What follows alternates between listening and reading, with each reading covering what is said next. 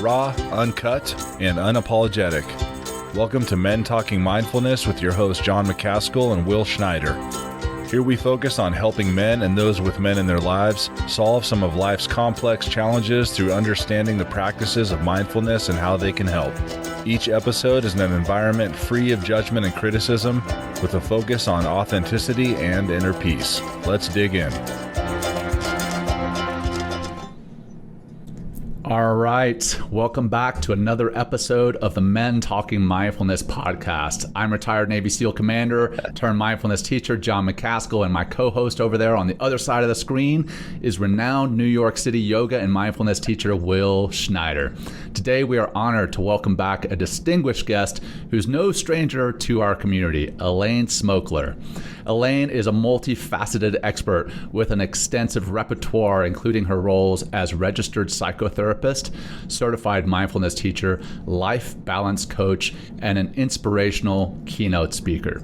She's not just a teacher and a writer, but also a singer and a comedic performer who brings a breath of fresh air to the mindfulness world. With over 2 decades of experience, Elaine has pioneered a range of lively and unique programs through the University of Toronto School of Continuing Studies. These engaging programs such as Mindful Martinis, Breathe In and Laugh Out, and her acclaimed online course, A Mindful Way Through the Creative Process, have made waves and garnered a dedicated following. Elaine's connection to mindfulness isn't just as an academic or professional, it's deeply personal. She's worked closely with those navigating through the realms of loss, grief, and stress, offering wellness programs to the staff, doctors, and parents at the hospital for sick children. Her commitment extends to being an esteemed instructor in the University of Toronto Medical School, where she provides clinical programs like mindfulness-based cognitive therapy and stress management initiatives for numerous employee assistance programs. As the voice behind the Inner Wisdom column at Mindful Magazine, a platform with readership of over 750,000 monthly users, Elaine touches on topics that resonate with many. It was through her insightful writings that we discovered her and learned about the transformative potential of mindfulness in healing the broken heart, which was our original episode with Elaine. Today we're covering another challenging but very important topic with Elaine: mindfully preparing for the end of life, for ourselves and our loved ones. It'll be a conversation of depth, reflection, and hope. And we truly are grateful to have Elaine with us to explore this terrain. Before we dive into this important discussion, I'm going to turn it over to Will for some announcements. Hey, great to be back for another episode. Elaine, thank you for being with us here today. Just our merch store, everybody. Get your Men Talking Mindfulness merch by going to mentalkingmindfulness.com/shop. Thank you for supporting the show and following us on social media. Anywhere social media is, you can find us at Men Talking Mindfulness. John actually has a new book out. We're going to have our book out soon enough, but John has a book out. And if you're still, still working on our joint publication, but check it out. John's a super short read, Unleash Inner Strength. And you can get the link by texting strength to 33777. Once again, for John's book, text strength to 33777. And also, hey, speaking of text, of texting keywords, we were texting MTM to 3377. Once again, that's text MTM to 33777, and you can submit your voice memo to us, and we'll be answering those questions live on the air. So those are just a couple announcements for us. I'll also give a little shameless plug as well. Every Wednesday, 6 p.m. Eastern Time, I have a breath and meditation class, so you can drop in live. It's free on Insight Timer. So if you just go to Insight Timer, either the app or online, just a 30-minute breath and meditation session. It's free of charge. You want to drop a donation, I always appreciate those. But that's on Wednesdays at 6 o'clock Eastern Time. So drop in. I mean, there's no shortage of practices out there. And it's nice to have a live practice because we can also interact and kind of comment, and I can answer your questions as well. We're going to dive into our grounding practice next. I'm feeling pretty grounded, guys. I don't know how you go. Good. Yeah, I don't know what the hell's going on. I'm battling a little bit of a cold over here, so maybe I'm just in this fatigue kind of place or something. So, all right. So we're just going to work with a double tap breath. We're going to do 5 of these. It's really simple. It's 2 inhales, a big first inhale, really trying to drop that breath down really deep into our belly.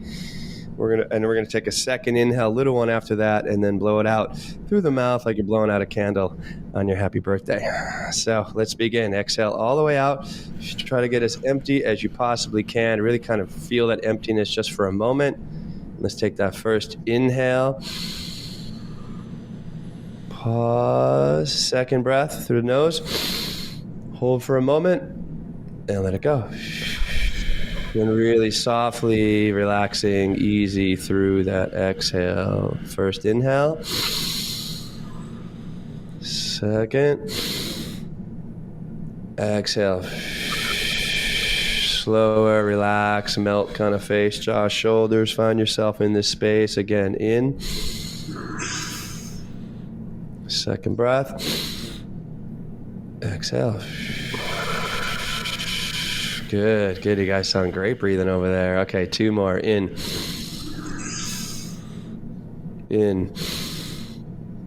Slowly out.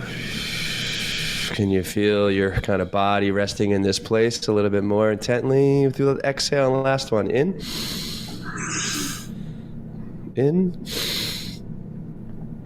Out.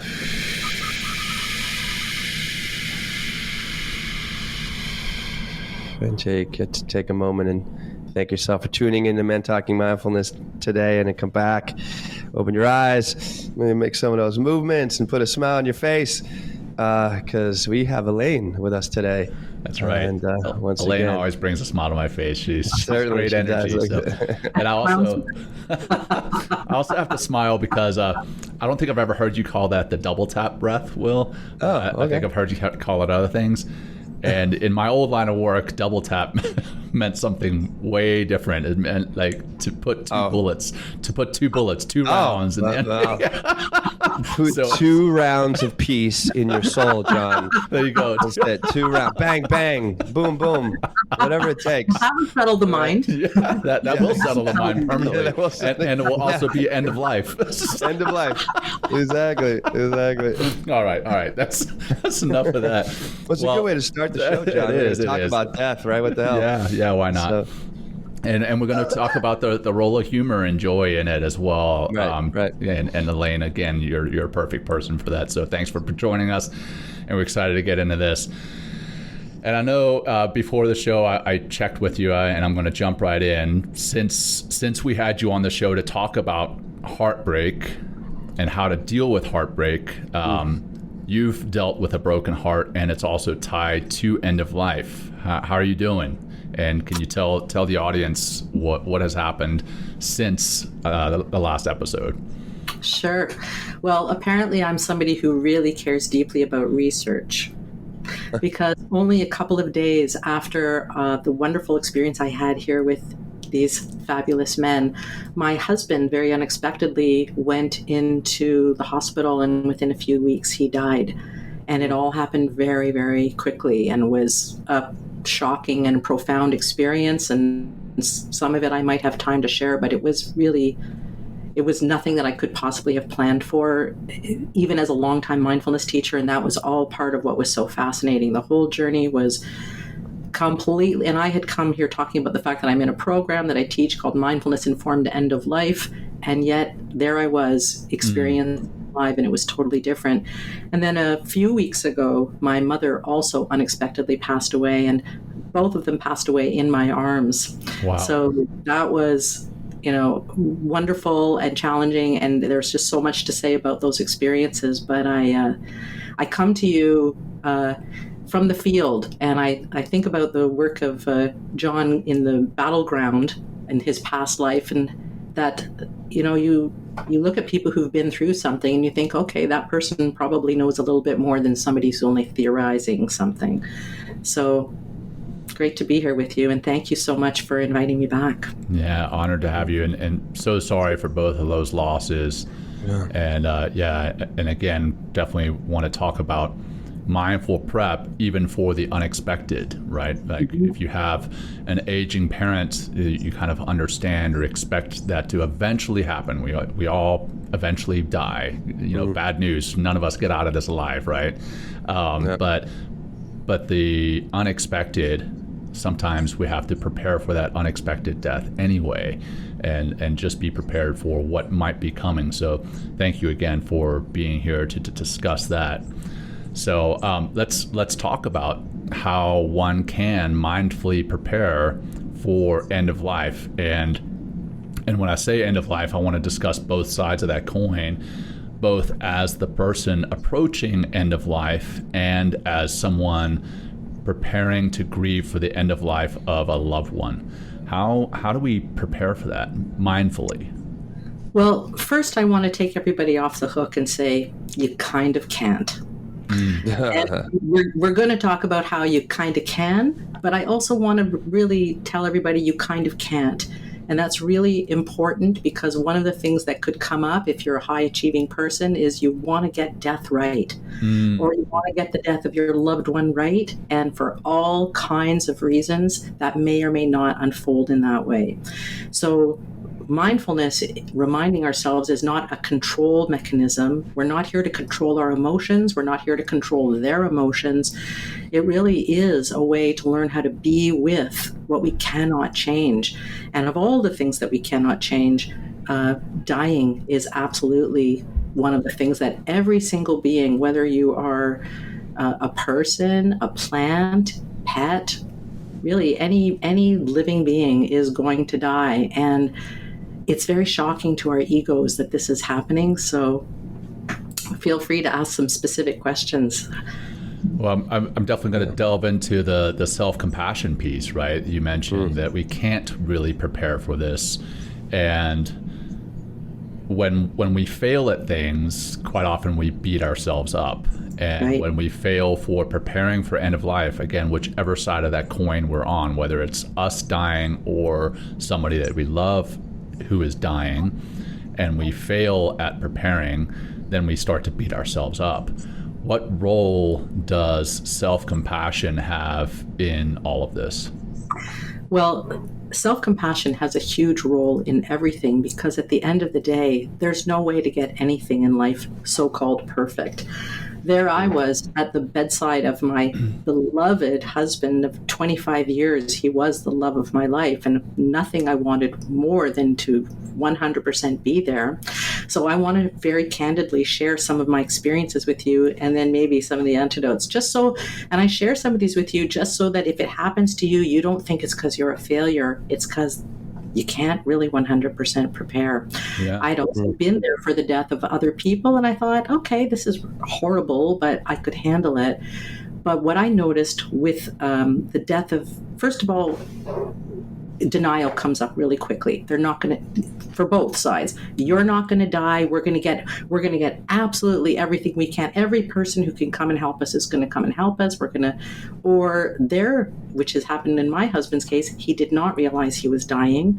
And so we had to kind of recognize that what is the act of kindness there, to insist that he understand that he was dying, or to wait until he was ready to come to it and then be able to have that conversation. Sure. So the self-compassion part, one of the things that I'll reveal is, first of all, exhaustion comes in really quickly, depending on how your loved one is dying. In my case, it was a combination of starting off in the hospital and then thinking we were bringing him home to die a few weeks later, and then finally going into hospice. And each one of those was challenging in completely different ways. They were, so the hospital offered support and pain management. Home offered familiarity and community support, because all of my friends came in to help. Sure. And the hospice is what I described to my husband as, to ask him if he wanted to go to the hospice, ultimately, was what I called the hotel-spital. So it was an opportunity to go somewhere really beautiful where that's all they do is take care of people at that end of life. Right. But the part that I am referring to is what shocked me was when I was there facing the death of my husband, once I realized this was what was happening, I thought, I've been a meditation instructor for so many years, and I have probably 10,000 hours of practice sitting beside someone's deathbed, just being with it, no problem. And instead what happened was I felt like an animal that was caught in a leg hold trap, and I wanted to chew my own leg off and run away. Oh, I bet. So that was the first, and that was very difficult for me to accept. Like, I was like, oh, that's not how I'm supposed to be. So that was just one part of the phase, but I just share that because if there are parts of the phase where you feel, I just can't do this, I can't watch this person I love die, I can't be with this. It's just part of the phase. And I just share with you, it was just part of my phase, but I do want to be honest and say it was part of the phase. And I couldn't understand how I had all this experience and still wanted to escape. And so it's part of just being human. We are not hardwired at this day and age for death. It's not something that most of us see around us. It's not like in the olden days where Granny and Grandpa died in the house with us. It's sequestered away. We don't see it. And it's also feels like the end of something. Right. So I was able to allow myself to be as I was. It allowed me to relax and be with him in his process and recognize it wasn't just his process. It was our process. Yeah. Right? It wasn't just him. Right. And Will, I know you've got questions, but Elaine mentioned something that's kind of got me thinking. And it's actually related to a book and an author that we're going to bring on down the road, Michael Easter, and the Comfort Crisis and his new book, Scarcity Brain. Both fantastic reads. Started reading Scarcity Brain. Well, it's really cool. good. Great. Anyhow, in the Comfort Crisis, he mentions how in today's modern age, most of us in the West have done exactly what you said. We've kind of sheltered ourselves from death, comforted ourselves from the fact that death is a real thing. Like, you don't see it, like, right, as often as we used to. And he talked about, I forget the name of the one culture, but one culture in particular that he flew out to visit had, when somebody died, they brought the body out, they let everybody see it, they let everybody mourn, they let everybody celebrate that person's life, and that particular group of people actually lived happier lives because they didn't see death as this morbid thing that can't be discussed. It was just a part of life. It's a part of the circle of life, right? And I was wondering, in your experience, have you seen any differences in various approaches for end of life and how it is handled or perceived?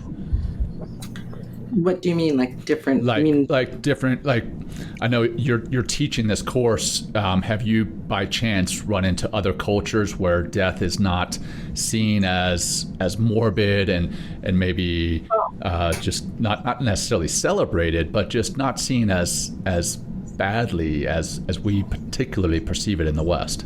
Well, for sure. Well, just when you look at any Eastern philosophy, particularly Buddhism is really all focused on, as an example, and I'm not here promoting Buddhism, I'm just saying in light of what you're asking, it's all about recognizing that death is inevitable for all of us. There are cultures that handle death in various ways. In the Irish culture, I think they do keening, they wail at the end. I don't know if they still do that. But I think one of the things about being able to grapple with death is, I believe it also helps you face your life much more richly. Right. One of the challenges is if we don't think we're going to die, that's maybe part of how we got into where we are in the world today, that if we think we're going to go forever, we don't realize that we have a limited number of seconds. Right. And to be able to really ask ourselves, how do I want to spend my life? Comes, I think, from recognizing that it's time limited. And you mentioned your parents, John. You said they're both vegetarians. I'm going to wave to you both. Hi. You said they're vegetarians, and I was smiling to myself because I thought, right, there are people who think, well, maybe if I'm vegetarian, that maybe I won't die actually. She's not talking about you, Mom and Dad, just to be sure. You won't die. Don't worry. No, you guys aren't going to die. Not to worry. Not to worry. But I'm talking about other people. And just recognizing that we kind of want to bargain a lot with trying to stay alive, but not die. Maybe I shouldn't even say stay alive, not die. Mm-hmm. And there are some cultures that have accepted, that's not my specific background to talk about the cultural differences of death, sorry. No, it's fine. But I do sort of overall know from my experience and research that the various people in various times have handled death differently, and that's affected how we handle pain management, which is another really interesting thing to look at, because in our North American society, whereas you talk about this need for comfort, one of the challenges that rises up is a discomfort that we feel experiencing the suffering of another one that we love. And so potentially what ends up happening is we over-medicate people before death because we think that we're trying to help them not feel pain, rather than recognizing that there are some intrinsic aspects of suffering that relate to death. And actually, what's beautiful, this sort of points to what you were saying, John, what's beautiful is learning how to be with what's happening. Just like with every part of mindfulness, we're training ourselves not to avoid it, but to notice. And the research that I was reading about just the other day talked about how these nurses had recognized, or researchers recognized, that people found death much more easily when they were with people who allowed them to just have their own experience. They weren't over-medicated unless that's what they wanted. Right. So that's another thing that's important to know, is that the dying might be the last act of freedom that any of us, the last opportunity for us to decide how we want to do it, and to be able to ask somebody, would you be willing to let me walk with you on this process? How would you like to handle the situation? Giving autonomy to people is really important. We worked a lot with personal support workers in the last few weeks, and I noticed that a lot of them, with the best of intentions, wanted to treat my husband as a baby, and he was not having it. He did not want to be treated as a baby. And so that, giving people respect, and if they are able to answer the question of what do they want, how do they want to be, who do they want around them, I find it's really important to honor people's, what they wish. For sure. What they wish. Well, that's a big part of self-compassion, is turning towards your suffering. Really like being with and not turning away and not resisting or denying, and also we worked last week, John, we talked about self-acceptance, and, the fact that like, this is just accepting what is. And the more we can accept, the more we can be with, and the more we can really be present to what's going on, instead of kind of getting in our mind and wishing it was something different. Could you just, Elaine, I would love if you could maybe dive into some of the conversations that you had with your husband when you both realized, like, oh wow, this is not just something that an illness that's going to go away, but something that's like, it's going to put me in the ground, and you're going to lose your husband. Like, so could you maybe walk us through some of those conversations, and maybe there was a moment where the light really went on for both of you to realize that, death is at your doorstep. Thank you. That was a really interesting moment. And I learned so much about myself going through this. So part of what came up for me at first was I perceived that my husband did not want to know that he was dying. So I did, and I had a lot of people around, so everybody had to be like, no talk about dying. It was almost like a horrible comedy show. He's in our living room in a hospital bed, but when asked, what do you think is wrong with you? He said, yeah, something's wrong with my legs. And can you ask the doctor when I'm going to be better? And I was like, what? So I fed into initially his this idea that he wasn't dying. So that was very challenging. And I think it's important to mention, because who knows what you're going to experience when you get there. And this is one of the possibilities, that person is just like, either they don't acknowledge it, or they can't acknowledge it, or it's not a kindness to them to acknowledge it. And what happened in our case, which was so wonderful, was a doctor came to our house, and I said, whatever you do, like, don't mention the war. Whatever you do, don't talk about death. Don't talk about death. She said, got it. Okay, so she goes into the living room, just me and him, and she says, okay, Mr. Nemiroff, so what do you think is going on with you right now? And I was like, so meanwhile, it all came out, and he said, she said, how do you feel about the fact that your cancer's returned? And he goes, oh. Am I gonna die? Is that what's happening? I'm going to die. And she said, yeah, probably. And I'm sitting there trying to control everything from. Right. So that was really interesting. So at first I'm trying to control everything. Then after she left, this speaks to what you just asked me about, Will. So then after she left, I was like, oh, okay, well, it's out there. And he said, did that doctor just say that I'm going to die? And I said, well, what if that was what was going to happen, honey? Like, then what? And he stopped. He was lying in his bed, and he paused a moment, and he said to me, well, these were the 25 happiest years of my life. I want you to know that. Love it. And I was so happy that I got that from him. He said, I'm okay. It's okay that I'm dying. I've had a really good life. And as I said, these have been the happiest 25 years of my life. And I share that was our entire discussion. Wow. Okay. We did not, after that, he didn't want to talk about it anymore. And after that, and again, this could happen for you, after that, he, delirium took him. So this was just kind of like a rare moment where he was able to have a conversation. And that's when I also got to ask him, well, while you're here, do you want to go to the hotel hospital? Like, do you want to die at home? Because there were lots of challenges to being at home, and for him, but in terms of the kinds of conversations that you could have, it's helpful to remember if this is possible for you. So I'm mentioning it like this to say, look, it might not be possible for you to do what I'm going to suggest. It might be a situation where you're with somebody who doesn't want to acknowledge that they're dying, or as happened with my mother, she was fine, and then she passed out, and she didn't come back, and within a few hours she was dead, and it all happened really fast. So there was no opportunity to speak to her with words, so I had to then only speak to her with my hand, holding her hand as she was in the ICU for the last 14 hours of her life. And they say hearing is the last thing to go. So in the case of my mother, I told her, don't worry, we're going to take care of my father.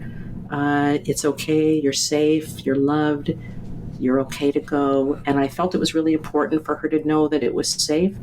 And for my husband, even though I couldn't speak to him, I couldn't have a conversation with him, I will share that the nurses in the last night said, would you like to get into the bed with him? And I'm looking at me, I'm not tiny, and the bed is very tiny.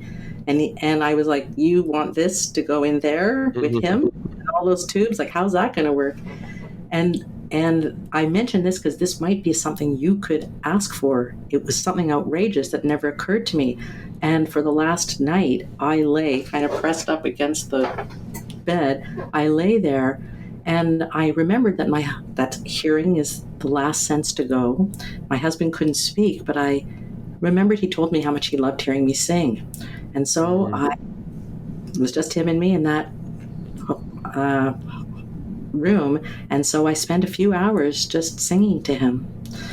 And the nurses came in, and I said, please look at his face, tell me if he looks like he's freaking out, like, tell her to stop or get out of this bed. But they said, no, he looks happy. He looks good. And so I got into that hospital bed with him, and I sang to him. So I'm just giving you all some options for things that you can do if actual conversations aren't possible. Other things that you can do if conversations are possible are to ask yourself whether you're the caregiver the person dying, if this is my last opportunity to communicate with this person I love so dearly, what would I want them to know? And I feel fortunate that even though I didn't know my mother was about to die, I must have, like a dog, sensed it. Because in the week before her life, I asked those questions of her, like, and my father, like, what do you like about me? You know, like those are like the child questions, you know. But I was like, in those moments, I just felt that child part of me going, Of course. what do you like about me? Like, what do you love about me? And so that, from my standpoint, that was one thing. I also took the opportunity to tell both of them all the things that I thought that they had done such a wonderful job of in their lives, that they had been wonderful in their careers, and that they brought so much to so many people, that they were creative and smart. And I made sure that I told them how much I appreciated them and all the good things that they had done. Again, just thinking if they're just there and they don't know, to be able to leave with a sense of, okay, I did well in this life. I did what I could for people. So asking, is there something that you would like to know from this person? Even if you feel kind of embarrassed to ask, it's your last chance. And my siblings have said to me that they regretted that they didn't have that chance to ask those questions, or even just be with them at the end. Wow. So that's something. Definitely.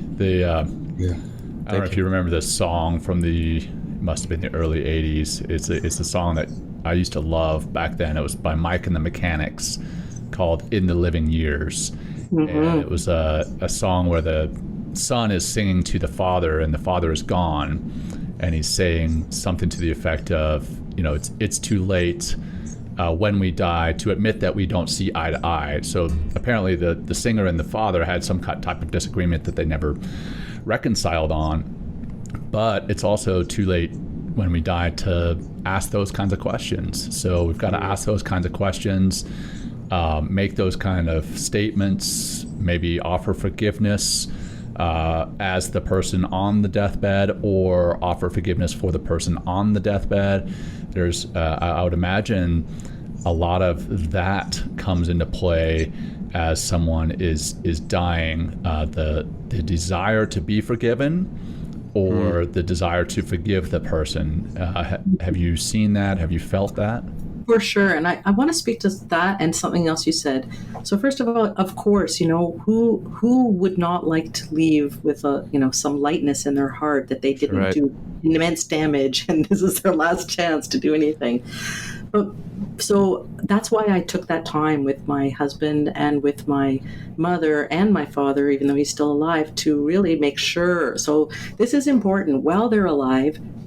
Don't wait until that deathbed moment, by the way. This is hopefully a wake-up call to realizing, well, what's stopping you from doing that now? I mean, are you going to hope that you're going to get there in time? And also, it's an opportunity to have conversations if that person's willing, and it's okay if they're not. So don't blame yourself if you're like, I thought I was going to get to have this super meaningful conversation with this person, and they're not having it. But the other thing I want to say is, it's really hard to know. I do actually think we can do work after that person is dead. And you asked about cultures. There are various cultures that view those days after death in various ways. And I just think even if you don't believe in anything, it heals the heart, I think, to be able to say, even if you think it's so-called too late, to be able to speak to that person, just say what it is that you want to say. You know what? I didn't get the chance to tell you this, but I really loved you. Yes, we had some difficulties. As you said in that song, we didn't always see eye to eye, but now that you're not here, I just want you to know how much I appreciated you. I do that with my husband. I say to him, you know, all the things, wonderful things that he brought to me, and how wonderful our marriage was, and how fortunate I was. And I felt that, you know, I don't know if it's doing anything for him, but it's helping me. Right. So don't underestimate what you can do after the so-called death of the body. In terms of healing your own heart, since self-compassion was one of the things that we talked about. And something that, I can't remember if it was you, Will, who mentioned earlier, or if it was John. There are people who do practices, by the way, where every night or every day at some point they picture themselves at their death. Yeah. And so there are practices that you can do, and they might seem like, well, why would you want to do that? Because even from the chemical standpoint, can you see how it would calm the chemistry of your body if you had anything that's strange is terrifying, anything that's more familiar, even a dog that seems scary, once you get to know it, you realize, oh, it's just a big puppy, as it bites your head off.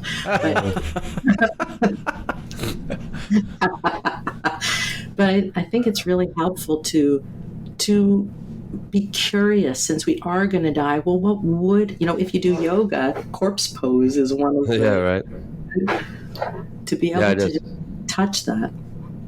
Well, I've actually used in workshops I've done, and they're like, Will, that's pretty morbid. Like after the workshop where, because I've had these meditations where we're asked to view our funeral. How many people are there? What are people saying about you? Right. Like, and that's your legacy. And, and if you're not living up to, that imagination of your funeral, then you better get your ass going, and then start like living up to that potential, or at least start to live that life and begin to leave that legacy, because, to really drop in and, it's just profound to just think about what would people say about you at your funeral? Or how many people would show up? Like, how long is the line going to be, or how short is it going to be? And if you haven't really been a good person, and you haven't really been living up to your potential, then what's going to be said? Or if you've really been, taking life by the horns and doing the best you can and living up to your potential and, being a good, kind, loving person and living for others and trying to make the world a better place, it's like, that's going to be some different conversations and different comments about, who you are as a person.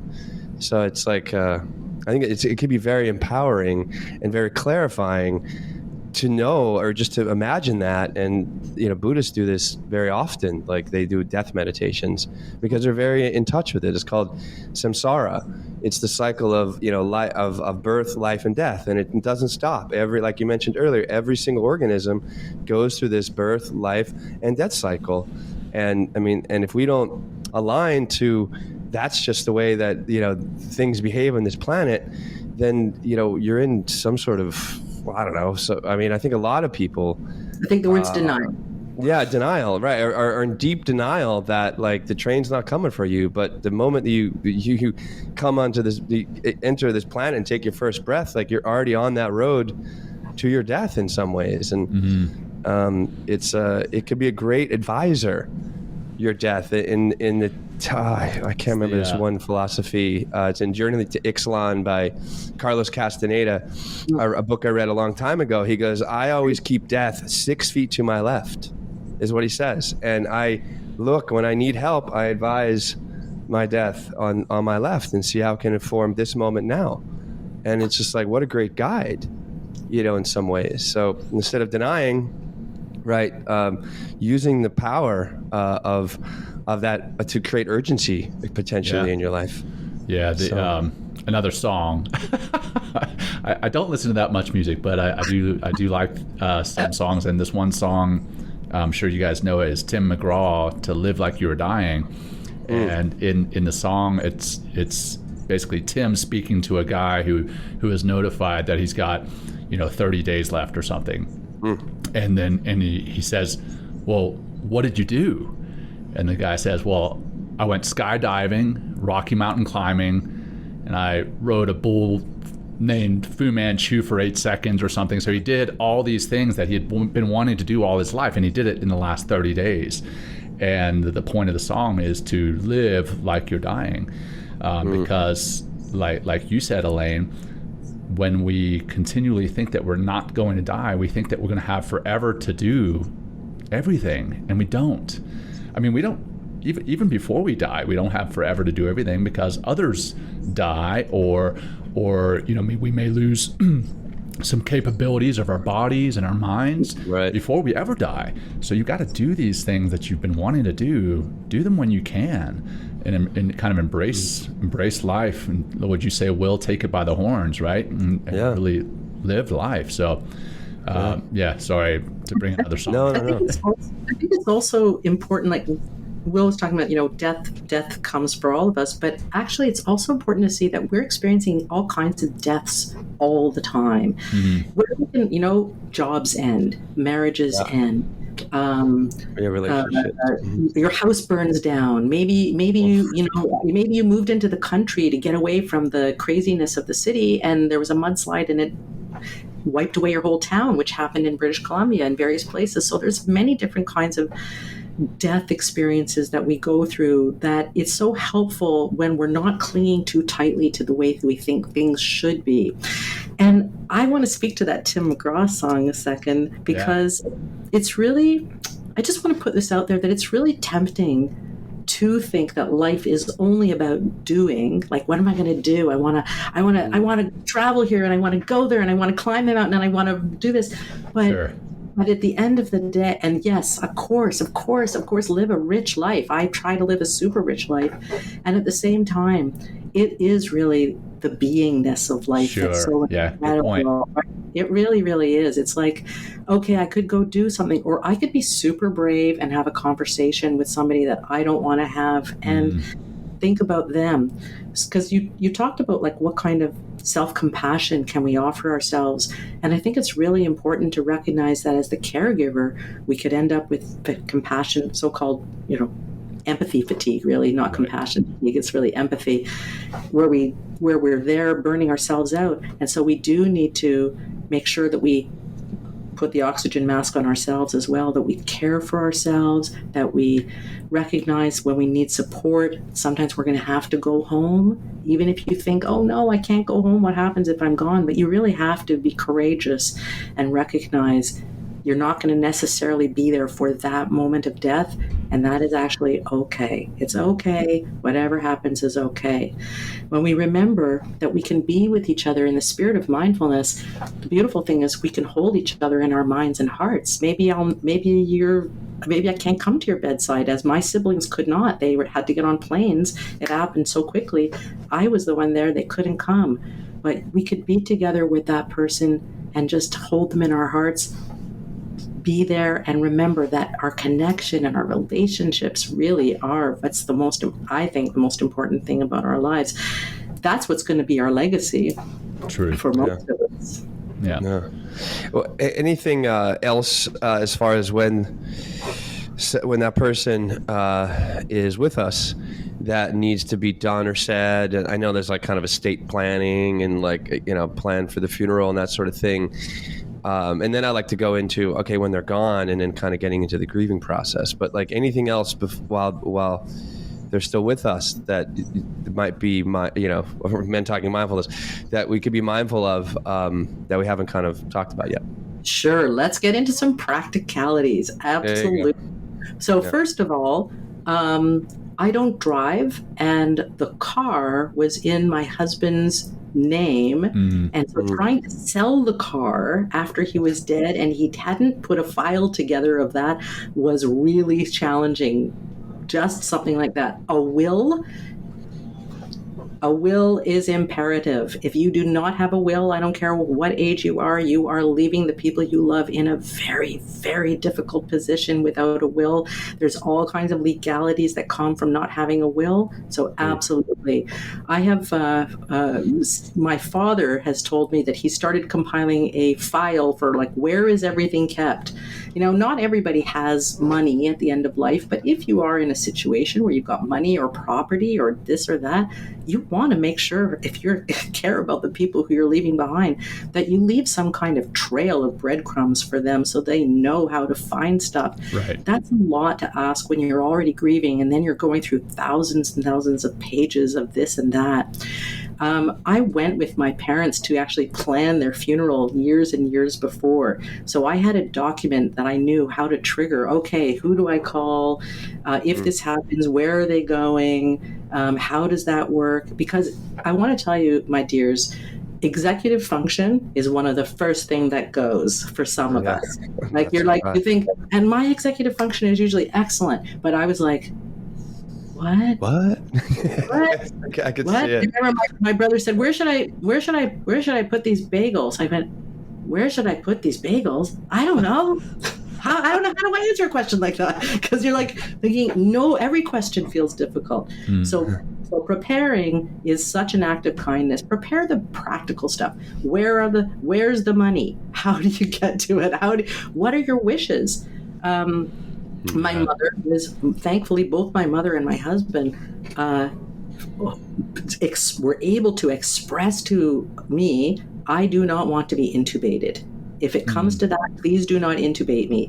And that was really important for both of them, because we got to the end with both of them. And in order to extend their life, they would have had to be intubated, which means sticking a tube down your throat. And I talked to a doctor who had been intubated during COVID, and they said, I had no idea how horrible that was until it happened to me. And they came back from that.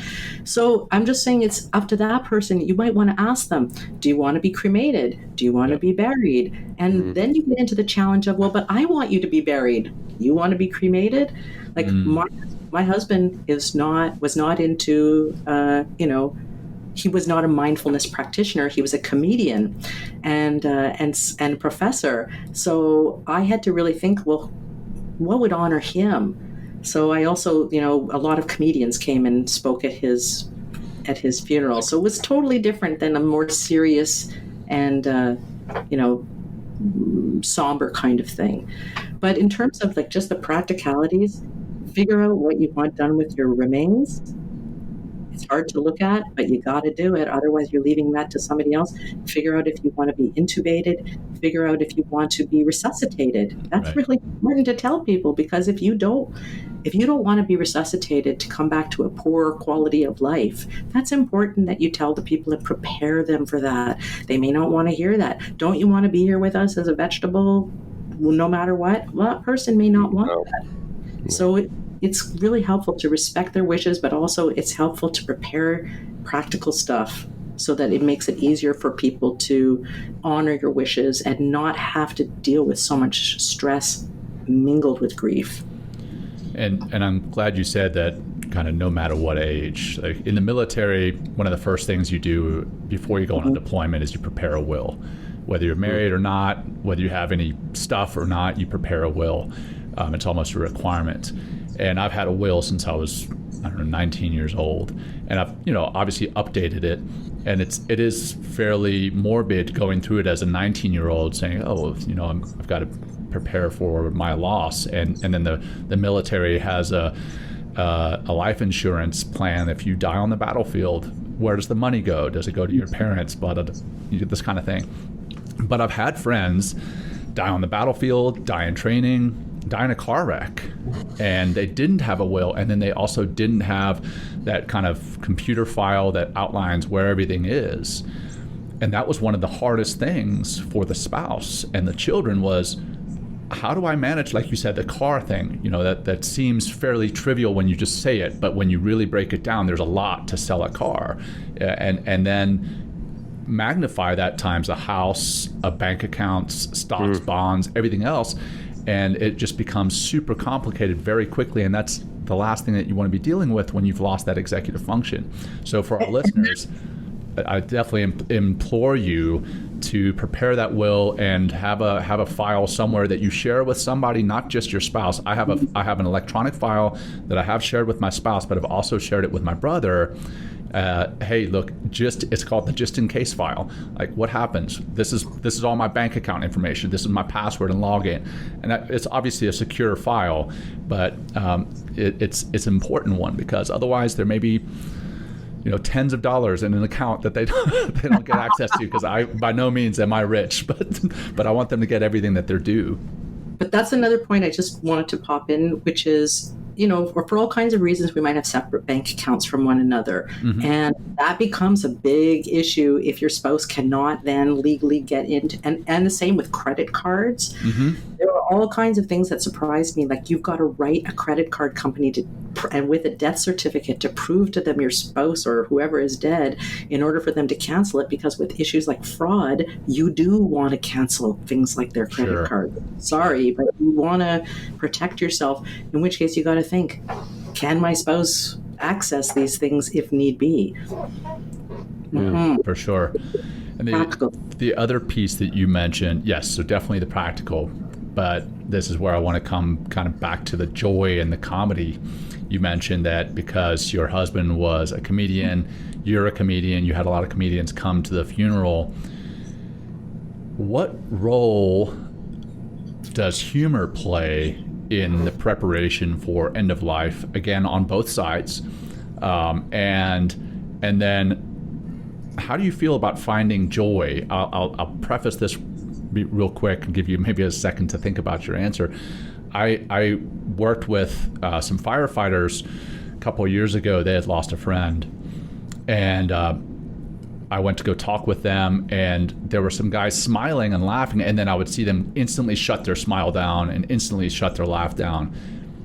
And I said, hey guys, it's okay to laugh while you're sad.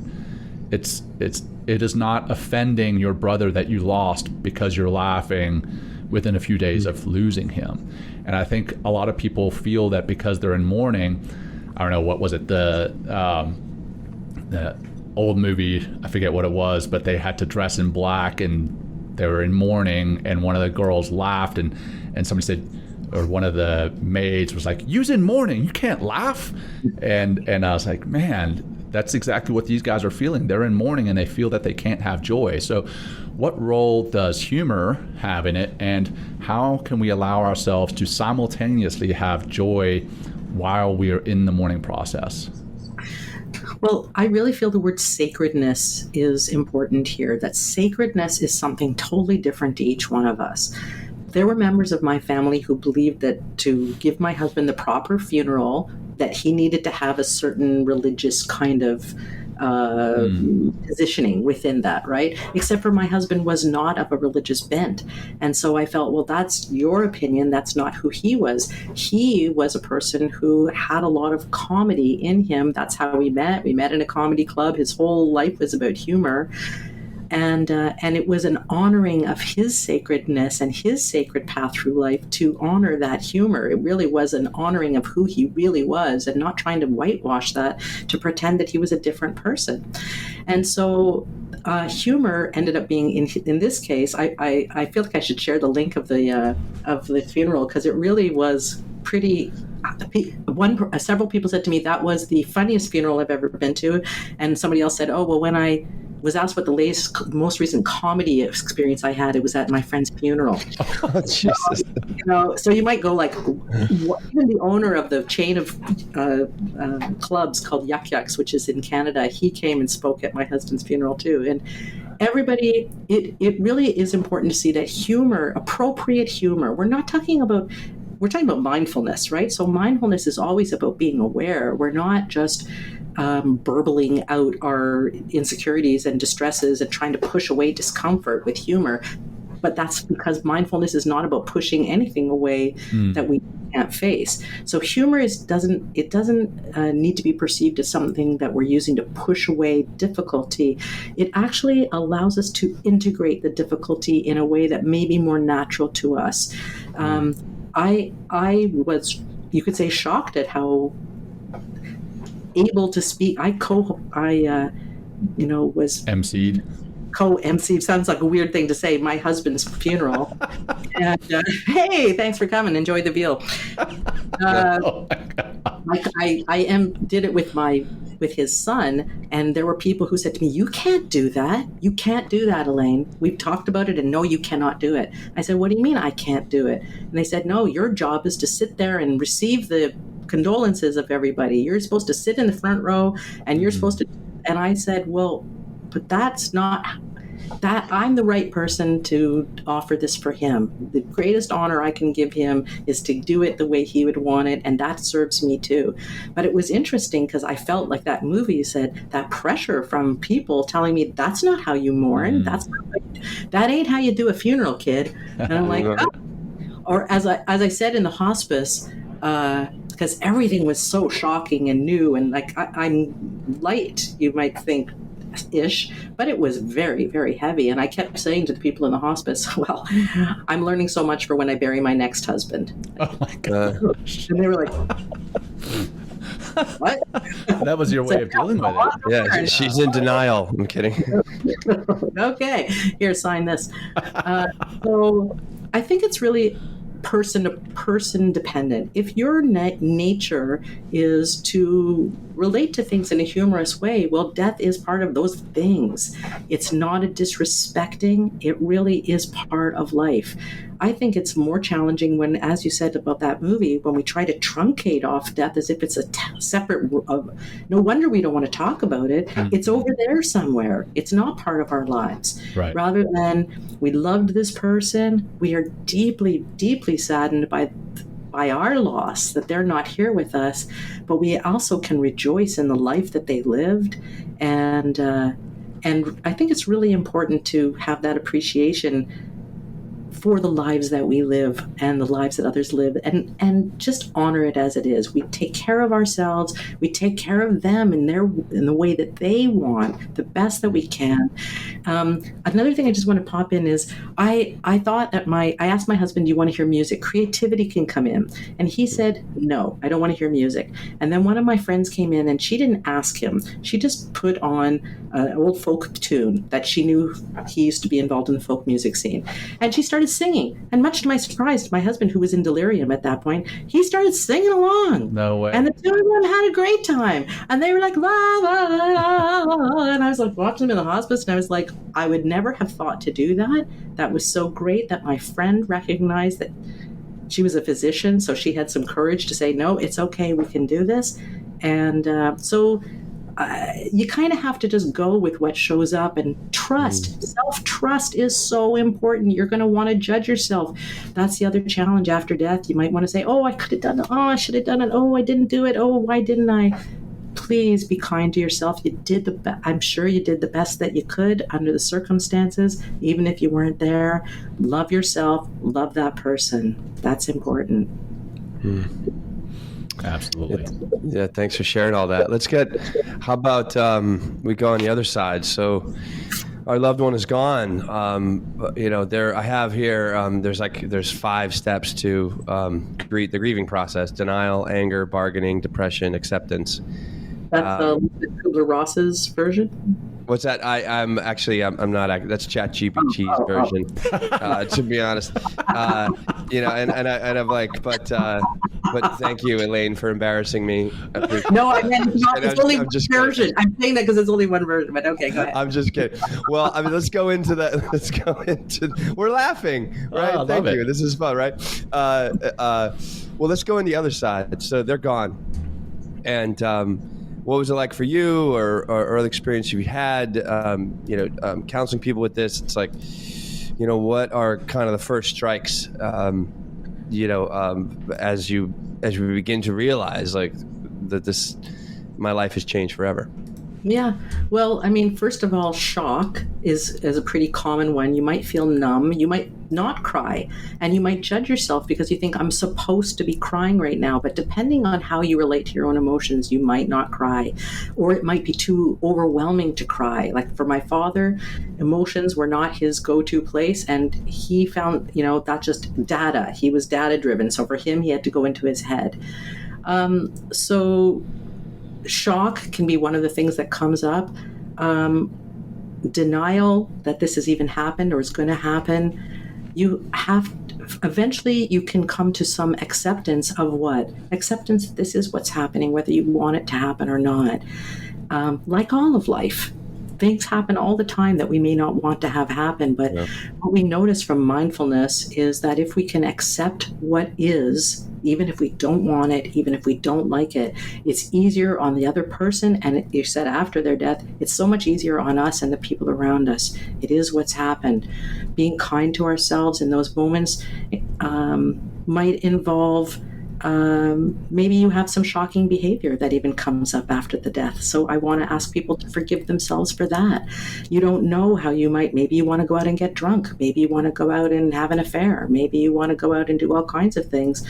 And the reason I say that is you might then look back a few months later and say, oh my gosh, where was I? How did I do that? And so to be kind to yourself, you've probably never been through anything like that before.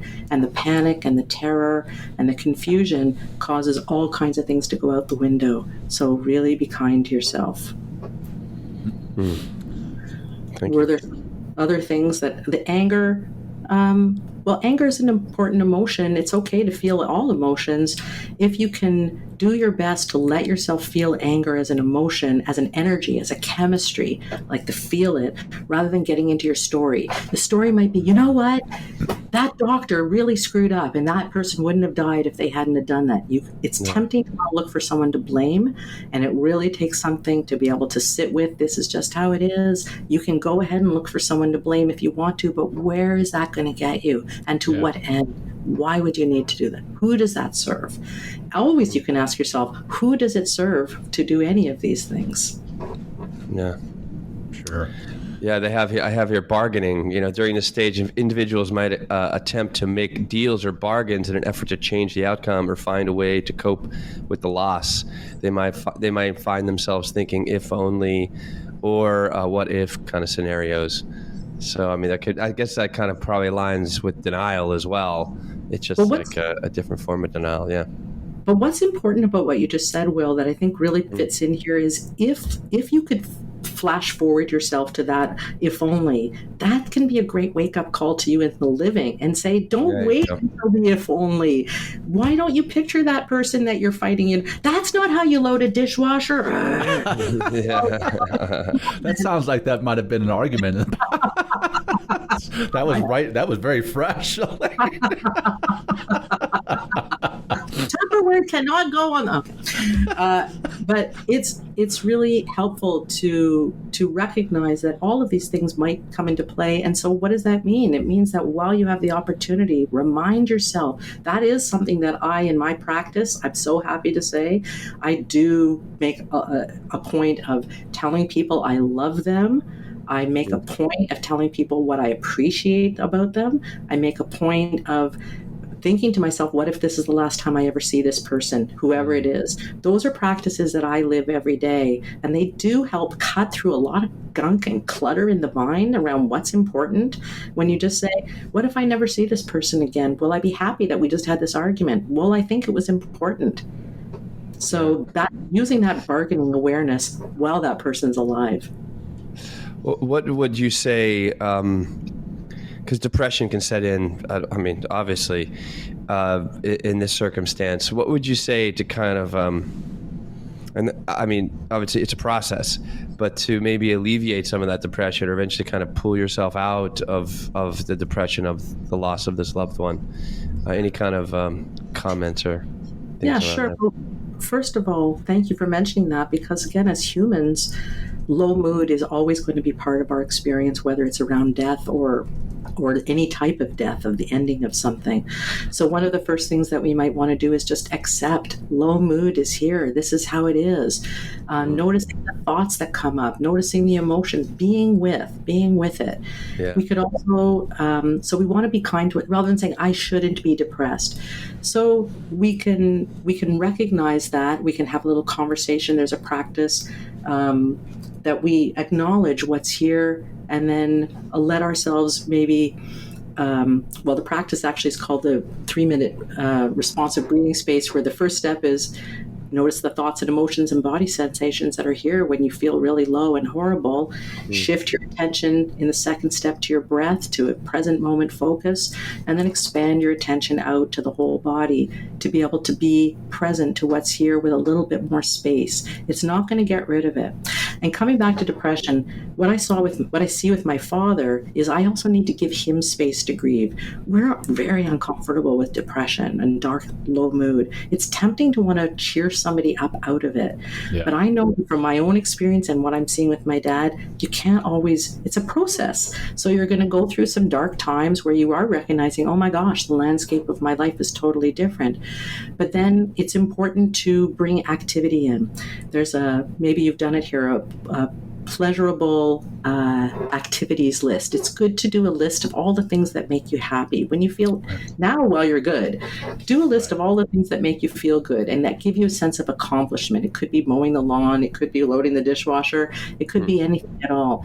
And when you notice that your mood is getting really, really low, it's helpful to reach out to somebody and say, hey, if you see me not calling you anymore, can you reach out to me?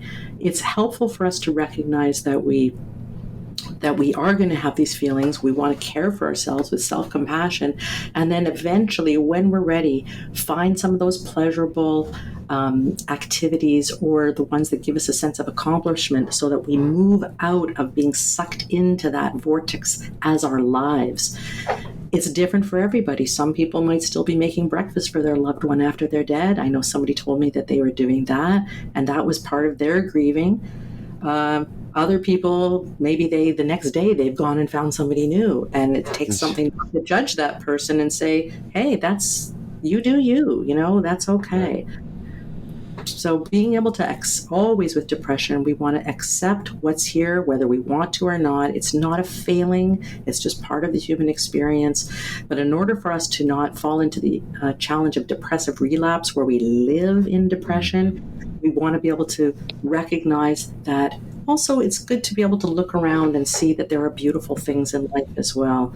When we see, okay, I feel really, really sad today. And that's the other thing, it's going to come and go. Your grief may not come right away. You might be watching a commercial and burst into tears and go, what the heck is going on? Or you never know what's going to set you off. And to just have a ton of space for yourself where you say, that's okay, I'm allowed to do it my way. It might take me a day, a week, a month, 6 months, a year, years. My dad was with my mom 66 years. It's probably be a while before he is not thinking about her every second. And it's not right for me to try to crowd in and say, hey, let's go play volleyball. Right. Especially if he's 94. Wow.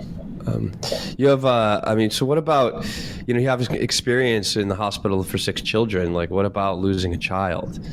That's got to be. Go for it, John. Just. I'm going to try to make it through this one without tearing up. So my little girl who's now, healthy and strong, when she was 6 months old, she had a major surgery, and we were at Boston Children's Hospital. And Boston Children's Hospital is a fantastic hospital. They make it very children friendly. I'm sure the hospital for sick children is similar in that they kind of make it child friendly. But my little girl, she went through the surgery, and it was very difficult handing her over to the surgeon, not knowing what could come. But we were very blessed in that she came back from that surgery healthy. I mean, she had to recover from the surgery, but we walked around that hospital for weeks and saw children that were terminal, and we knew they were terminal, and their parents knew they were terminal, and they knew they were terminal. For like Will asked, how can parents prepare if they are in a situation where they're allowed the time to prepare, right? Like in maybe terminal cancer or something like that, for the death of their child. And then if they're not allowed the time to prepare for it and it happens quickly, unexpectedly, how can they grieve for that? Well, first I want to say I don't work specifically with the children at Hospital for Sick Children, so I can tell you what I know, but that's not my area of a specific expertise. Okay. But what we do know from talking to the clinicians there is the children are often, it would be different because it's a 6-month-old, of course, but the children are often much more accepting of the situation than the adults are, like considerably. So it's one of the things that's helpful for parents, I think, to realize is, first of all, of course, you're going to be grieving. So you have to love and accept that pain is here, difficulty is here, loss is here. We're not trying to get rid of it. That is what you're experiencing. And mindfulness is about being with what is, even if it's something untenable and unimaginable. So being with it, but also allowing yourself permission to be there with that person for whatever time you have available. As I said, it isn't always that easy. You might have this idea that you're going to go and just love being by their bedside, but watching somebody you love dearly die is a very painful experience for some, and maybe too much for some to handle. But if possible, just being able to be there with them, letting them give you the cues as much as possible. Do you want to play? Do you want to, maybe they'd like to draw something. Maybe they would like to maybe if they know that this is what's happening and they have permission, what is it they would like to do? How would they like to spend this time? What's something meaningful for them? Maybe they want to go skydiving, who knows? But it's about allowing, right? We want to allow, noticing that resistance is the greatest challenge. The resistance, which is natural, who you're not just going to let, oh, okay, well, you're dying, bye-bye. We're allowing for this experience, that as excruciatingly painful as it is, we add to suffering when we try to resist it. And the evidence shows that when we can be with what is intolerable, it is much more easy for everyone. So being with, also focusing on what you appreciate about that person, and is always helpful, right? And then holding them in your heart, maybe a token of some kind can be helpful, but allowing yourself the space to accept this has happened. It might be the most painful thing that has ever happened to me, but can I be with this just like everything else in my life? Can I love that I had this time with this person, even if you only had 6 months? Could you love that you had 6 months with this amazing being? And even if you're, we have a lot of expectations. We expect to live a long life. And that's just not how it is for all of us. It just isn't, we don't know. Even if, I remember my father had a stroke years ago. The person in the bed next to him was 19 years old, and he'd also had a stroke. And he was young and fit. So you just don't know what's going to come for you. So being able to accept also that you probably did do your best. I know that's something that's going to come up for a lot of parents. Oh, if only I could have done something differently. If only we'd gotten here sooner. Right. If only the right doctor had seen my kid. If only the right nurse had handled. If only that nurse hadn't said that to my child. There's going to be many, many difficulties that come, and to be able to hold the whole situation with love and understanding and recognition that people are doing their best, even if you don't feel they are. Everybody is doing their best. And it's helpful to just have appreciation for what is unbearable. Thank you for that. It's hard. Yeah, thank you. Well, let's start to wrap it up. I know you wanted to talk about the course at the University of Toronto, the Mindfulness Informed End of Life Care Certificate. Can you talk a little bit about that? And I'll make sure that a link to take that course is included in the show notes. Wonderful. So a thanatologist, who's a person who studies death, named Michelle Shaban, we're so fortunate to have her living in Ontario, where I live, and she created, through the University of Toronto, a program for clinicians, but also anybody who's going through the dying and death process. She created a 6-part, year-and-a-half program called Mindfulness Informed End of Life. And I just want to share that the six sections of it, and I'm one of the teachers of that, the first one is Introduction to Mindfulness Informed End of Life Care. So it just kind of gives you the overall view. And you could come and just do one of these modules. You don't have to do them all, but they are absolutely fascinating. They're taught by all kinds of different clinicians, people who work with the dying, people who work in hospices, nurses, all kinds of people come and share their doctors. It's really brilliant. The second one is Mindful Reflections on Attending to Suffering, which, needless to say, because suffering is not always something we can alleviate, and mindfulness is all about learning how to be with. The third one is Mindfulness for Compassionate End-of-Life Care. How do we want to end our lives? Who do we want to be with? Where do we want to be? Making a little more explicit what that could be like if we're fortunate enough to have that kind of authority and autonomy at that point. Integrating mindfulness into pain management. Another thing that, because not everybody wants the same level of being medicated. Some people are actually rather have to deal with their pain and be more present, lucid. Yeah. Not everybody wants to be knocked out. So it's really important to notice that maybe it's your sensitivity to their suffering, but actually you want to know what they can bear. Yeah. and many different ways of handling pain management. It doesn't have to necessarily be medication. Mindfulness is all about finding other ways, anchors for our attention. So it doesn't have to go through that, but a conversation is helpful. The fifth one is integrating mindfulness into end-of-life counseling models. And that is for people who are counseling the dying, because all of us are floundering, and it's helpful for us to have a conversation with each other about, well, how are you doing that, and how are you doing it, interdisciplinarily. And then the sixth one is practicing dying, and that was for me one of the things that came for me for the final, when I participated in the final module. I did participate in all of them, but practicing dying was, they asked after we did this little practice, well, what showed up for you? And I was really amazed that what showed up for me was, it's all okay. Mm-hmm. I had no idea how I would feel going through this. And I was like, oh, actually, you know what? I do feel like I'm living a good life. If I died right now, I feel like I'm happy with who I am and how I've done my life. And strangely, it's all okay. So that was helpful for me, because that was freedom for me to finally open that monster in the closet door, and go, well, how do I feel about facing my death? Maybe I'm like, no, I don't want to bother, please don't hurt me. But instead, when I did face it, what surprised me was that it was all okay. Mm-hmm. And so now, as the living, at least I still living. For those listening and couldn't see Elaine, she's just checking by pinching herself and making sure she was alive.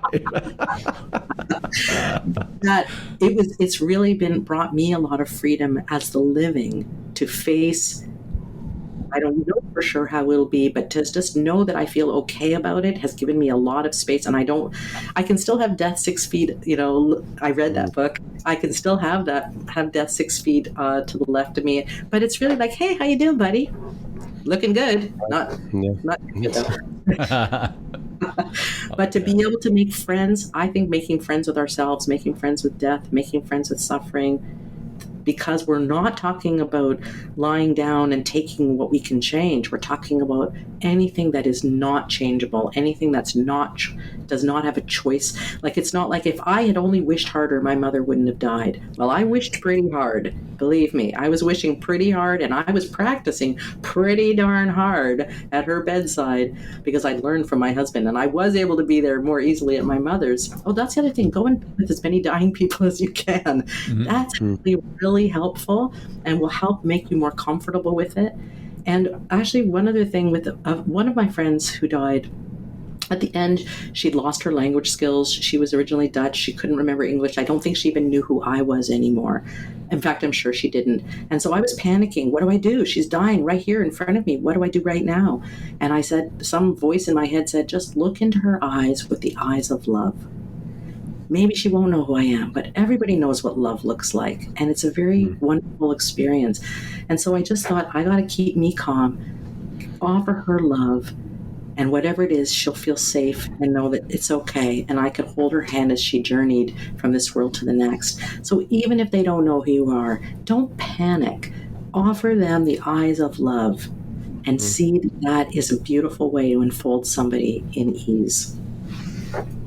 No, thank you, Elaine. That's a great closing remark, I feel.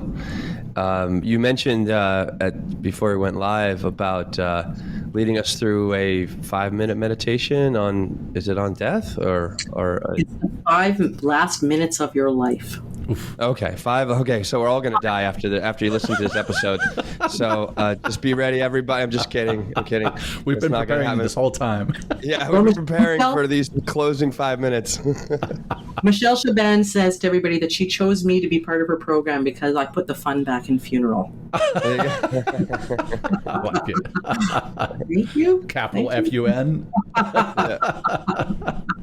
Yeah, that's what you need. So this was a practice that I found was really profound, and it was, so with your permission, I'm going to take us through this. It's about 5 minutes.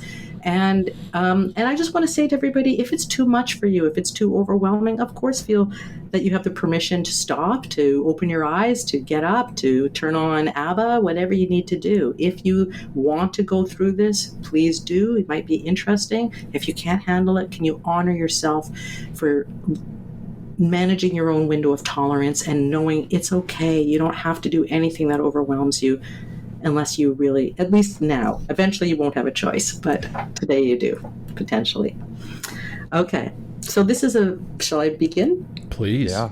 Okay, so this is a visualization meditation that came to me from Michelle Shaban, and it's a way to enhance awareness around our values, our beliefs, and practices associated with dying, death, and life, something that hopefully we're all interested in engaging in.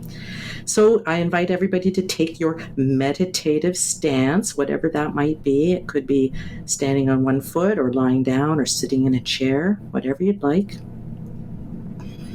And have the sense that you're bringing yourself home, whatever that may mean for you. That sense of bringing yourself home. So let's begin with breathing in, which potentially you're already doing or you're probably not alive. But we mean focusing on the breath, letting yourself be aware that you're breathing in, you're breathing out. Thich Nhat Hanh would say, breathing in, you know you're breathing in, or I know I'm breathing in. Breathing out, I know I'm breathing out.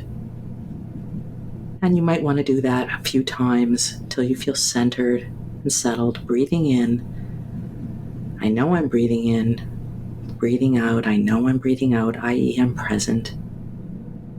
And can you feel yourself being held by this beautiful earth? Deeply held and protected. Even if that wasn't the experience in your life, can you allow yourself that possibility now? Settling in and knowing you are safe in this moment. Having the sense that we are returning to the earth, to the elements. It's natural. It is safe for us to do this. Home is a welcoming place. And now if you could take your attention to a time and a place where you might contemplate where you would be for the last 5 minutes of your life. So do you picture yourself in your bed? Or are you in a hospital? Are you alone? Are others there with you? Can you just notice, are you grateful to be ending this time in your life and with medically assisted death available? Some people are grateful for that moment.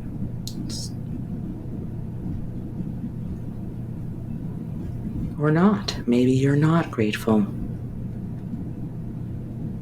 Maybe you're tired or worn or agitated, or maybe you are at peace. Can you just imagine this very gently? Now, if you can imagine all of the elements of these last 5 minutes that have come together to make it the most important 5 minutes of your life, if you had choice, what would be necessary for you to feel seen, safe, soothed, and secure, which relates to Dan Siegel's attachment theory? Safe, seen, soothed, secure. What do you need? Where are you? Who's there with you? What will bring you comfort in the last 5 minutes of your life? Or how can you bring others comfort in these last 5 minutes of your life? You are feeling deeply connected to all things, all beings. At the same time, you feel yourself transforming, becoming, leaving behind the familiar while still feeling connected to it all. You can, and maybe you do, both feel connected and freed. Can you feel into this? Is it peace that this brings you, or is it something else? And can that be okay, whatever it is? What is it you bring to your awareness now? What is it that arises for you in your awareness of what must be done to realize the fullness of these precious moments? What must you do now today so that these last 5 minutes are as you wish them to be for you and others? Is there a conversation you have to have? Is there something you must do so you can be in these last 5 minutes fully and well as you prepare for a transition from your skin-bound body into something else? What do you imagine this something else to be?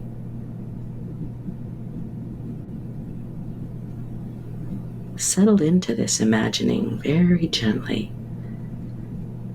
Ask yourself this question today and every day.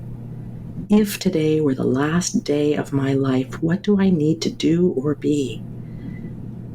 What would you do differently, or what would you do to have a sense of abundance or completion in this life now while you're alive? Who would you call? Who would you apologize to? Who would you tell that you have loved them? Who would you ask forgiveness of? Who would you tell that their very being changed your life, sculpted it, made it? This, my dears, is the practice of dying.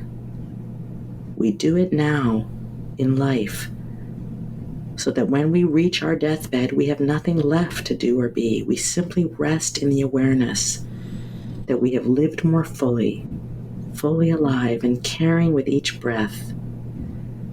This changes how we live with ourselves and others. Perhaps take time to map out what arises for you and then implement those incremental changes over days and months and years so you prepare for your dying times and death.